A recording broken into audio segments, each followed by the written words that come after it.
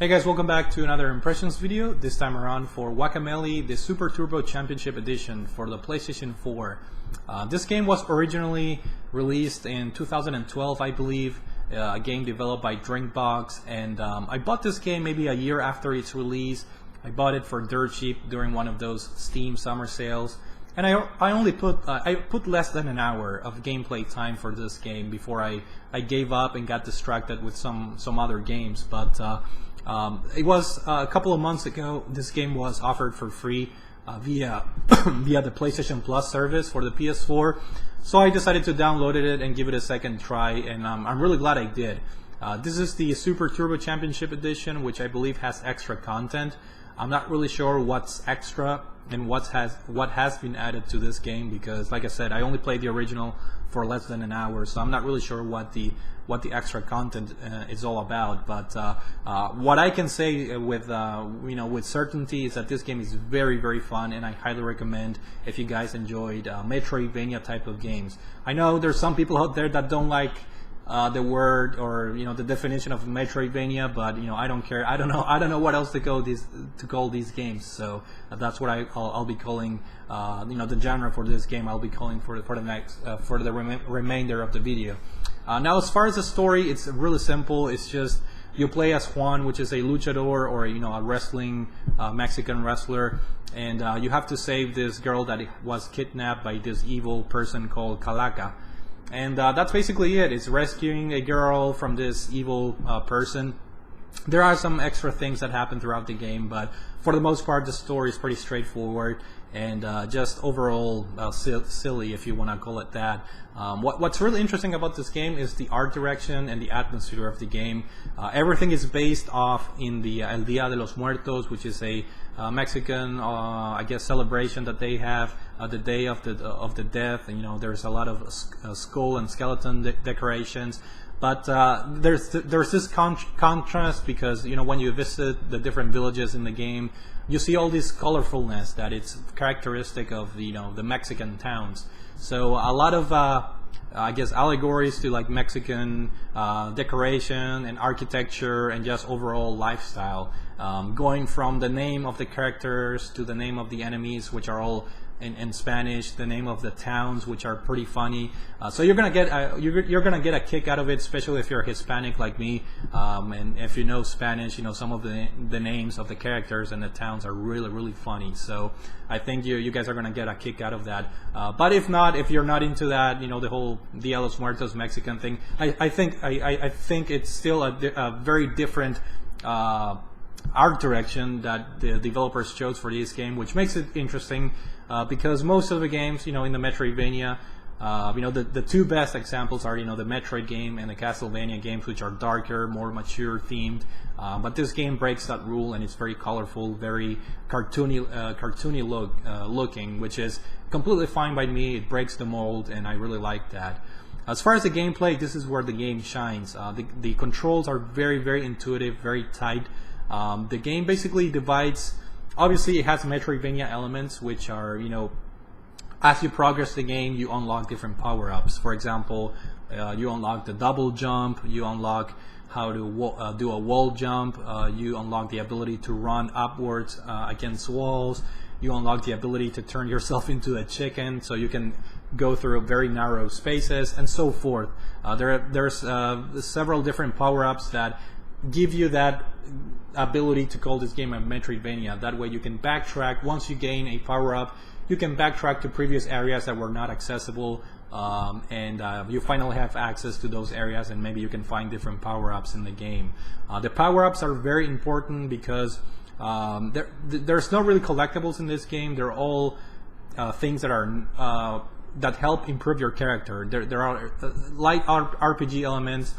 For example, the treasure chests that you find may contain a heart piece, which I know that's a Zelda reference right there. But the more heart pieces you have, the more your health bar will grow, which is very important because this game can get very challenging.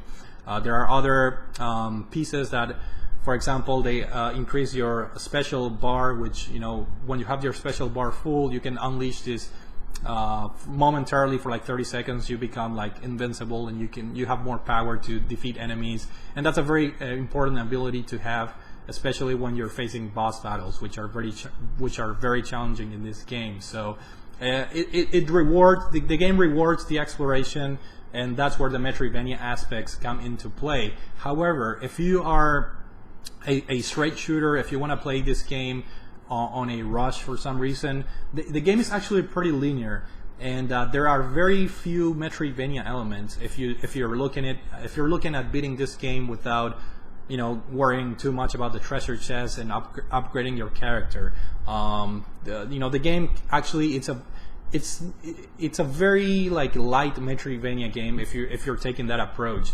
However, I do recommend that you guys go back and backtrack and get some power-ups and more money, because you also collect coins by defeating enemies and by finding treasure chests, because you can use those coins to upgrade your character. You can upgrade his moves, his I guess ability, the strength of your character, and so forth. So it pays to go back to previous areas, but I guess it's a cool design element in the sense that if you don't want to do that, you don't necessarily have to go back. But in that regard, there are other Metroidvania games that do that genre more, I guess, honor. Like Super Metroid, there's a lot of backtracking that you have to do in this game, whereas in Guacamelee, the backtracking is not forced upon you, basically, which it could be a good or a bad thing depending on how you look at it. As far as the combat in this game, it's very fun, because you have your regular punches and kicks that you can do, and you can do combos in order to defeat the enemies, but you also have this mechanic where you can grapple the enemies or grab them and do different wrestling moves, like the suplexes and things like that, pile drivers and things like that. So you can mix and match your combos, your punches, your kicks, and with your grabs, and have a lot of fun as far as the combat in this game. Now personally, I played this game on hard difficulty, so this game is very, very challenging as far as the combat sequences that happen later in the game, which is a little bit unfortunate. I do have to say that the later part of this game loses the charm, and it stops being a Metroidvania game towards the end of the game. Like the last 20% of the game, it becomes more of a arena fighter, where you have to go from room to room fighting just waves and waves of enemies that they're gonna put your skills to test. That's for sure. Especially if you're playing in hard mode like I did, because I think I'm gonna go for the platinum trophy for this game, just because I find it a lot of fun to to fight in this game, and I don't know, it feels very rewarding. It's hard sometimes, and sometimes you feel very frustrated. But it's rewarding at the same time. So the fighting sequences in the game can get really challenging, especially towards the end, and all your skills and patience are going to be put to the test. And so it pays off to use varied combat moves throughout the game. And the cool thing is the enemy selection in this game is pretty varied. There's different types of enemies that do different moves, and they force you to learn the best pattern to defeat them. So you can only imagine towards the end of the game, they throw you like each different type of enemy on the screen at the same time, so you have to be doing all these special moves, all the combat moves, the grabs, the suplexes and whatnot. So it becomes a very challenging game. Now the second challenging part of this game comes from the platforming segments of the game. The platforming in this game is very precise. The controls are very precise, so it's almost your fault if you're failing at these sections. And despite them being very, very, very challenging, the game does have a modern mechanic similar to Super Meat Boy, where if you fail a platforming section, you start over from that section only. You're not being kicked back to a checkpoint, so you don't have to worry about replaying 10-15 minutes of a platforming section that you already passed or beat, which is really cool. I really like this modern mechanic because I don't have the time.